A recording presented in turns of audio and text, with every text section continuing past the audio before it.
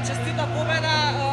Тргнавте со победа што е најважно во квалификациите, можеби потешко отколку што се очекуваше, меѓутоа сепак победа е победа, 2 бода се 2 бода. Па да, кога ќе гледаме вака, мислам стварно најважна е победата и 2 бода во првиот надпревар за овие квалификации. Меѓутоа, мислам дека ова е еден од нашите најслаби надпревари во последните 10 години, и тоа сум сигурен, ова ќе го тврдам, иако само што заврши надпреварот.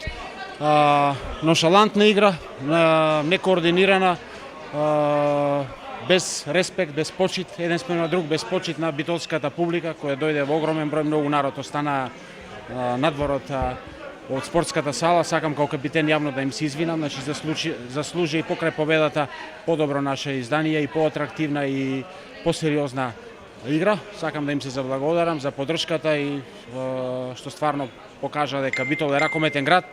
На нас ни останува многу да работиме. Мислам дека треба да ставиме прст на чело, да се замислиме, затоа што без подценување на турската репрезентација, меѓутоа ние немаме што да бараме на светско правенство и со некои високи големи амбиции да одиме таму и да се занесуваме дека ќе направиме нешто историско.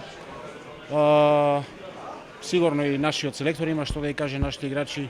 Треба и јас да ја кажам како еден од поискусните и како капитен, и мислам дека треба да се поразговара и наместо да се искористи ова прилика со еден ваков противник пред ова прекрасна публика, ние едноставно се доведовме во ситуација со наведнати глави да го напуштиме теренот, и тоа и го заслуживме.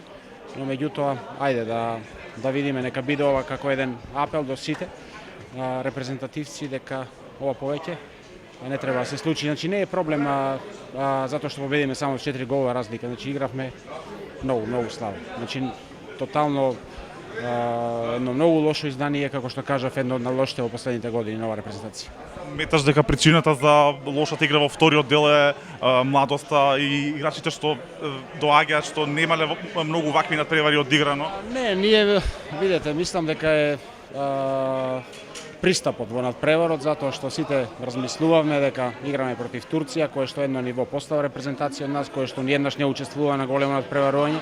Меѓутоа имаме тука голем број на млади играчи кои едноставно преку вакви надпревари треба да се надоградуваат, да добиваат самодоверба, значи не да чекаат големи надпревари, затоа што преку вакви надпревари тие може да се надградуваат и да добиваат самодоверба, и нека биде ова последен пат ова вакво издание на оваа репрезентација.